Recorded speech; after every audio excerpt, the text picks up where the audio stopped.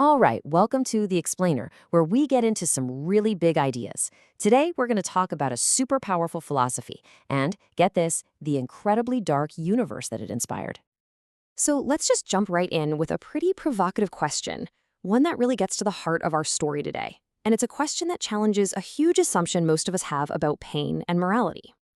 To even start to wrap our heads around an answer, we've got to go back, way back. We need to look at a really ancient and familiar problem, this timeless cycle of human struggle that we've been telling stories about for millennia. Okay, so what you're looking at here is what's known as the Baal cycle. It's this powerful allegory, a story from the Bible that represents humanity's constant, recurring battle with worldly temptation. And it follows this really clear pattern, right? People stray, they go for what seems easy and feels good right now, and then they suffer the consequences. They repent, they ask for help, and they get saved, but only for a little while.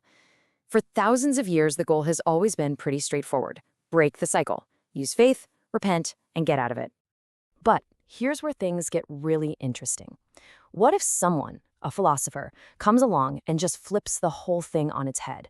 What if the solution isn't to break the cycle at all, but to embrace it, not to escape the pain, but to actually run towards it? And that brings us to a pretty radical thinker from the 19th century, Friedrich Nietzsche. His name for this idea was Amor Fati. And it's not just about, putting up with your fate. It's about loving it, passionately, every single piece of it. So this is the key takeaway, right? This whole philosophy just throws out the idea of splitting life into these neat little boxes of good and evil. Forget that. The triumphs, the failures, the joy, the pain, it's all part of the package. It's all essential. It's all necessary. And this just perfectly lays out the central conflict, doesn't it? On one hand, you've got this worldview where suffering is a bug, a problem to be fixed, a mistake to repent for. But on the other hand, you have a worldview that says that exact same suffering is a feature, not a bug. It's a crucial part of life that we should actually affirm, maybe even love.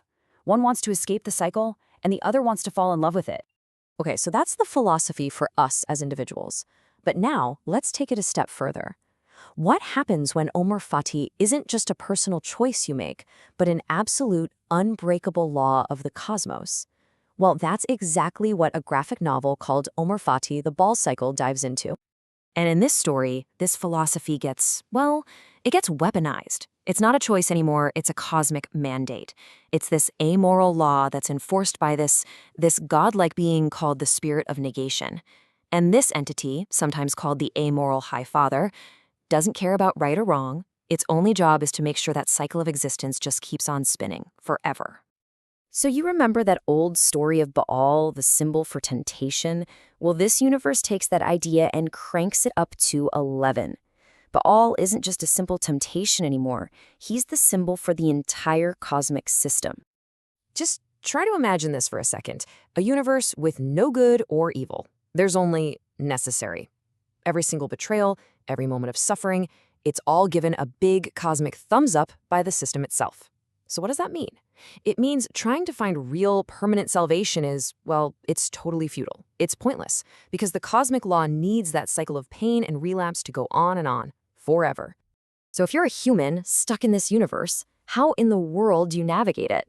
Well, the whole conflict is basically framed around the temptations from two very powerful and very familiar characters. And this is such a fascinating setup. On one side, you've got Baal. He's the tempter. He offers you power, comfort, all the worldly stuff you could want. He's basically selling you an escape from your fate, a denial of Amor Fati. But then, on the other side, you've got Lucifer, the rebel. He's not offering comfort. He's offering forbidden knowledge. Think of it as the story's version of Nietzsche's joyful wisdom. It's the freedom to actually understand your suffering and own it. So he represents the path to embracing your fate, not running from it. And this is where it all comes together. From that ancient story to this modern philosophy to this wild fictional universe, it all boils down to a fundamental choice. A choice that really we all have to think about. So at the end of the day, what is suffering? Is it a problem to be solved, a moral glitch that needs to be fixed, like in the old Baal cycle? Or is it a necessary piece of the puzzle that we should learn to love with passion, like Nietzsche says? Or, and this is the darkest option, is it just an unbreakable cosmic law that we have no choice but to obey? You've got three totally different answers here, and it kind of leaves you wondering, which one of these best describes how you see the world?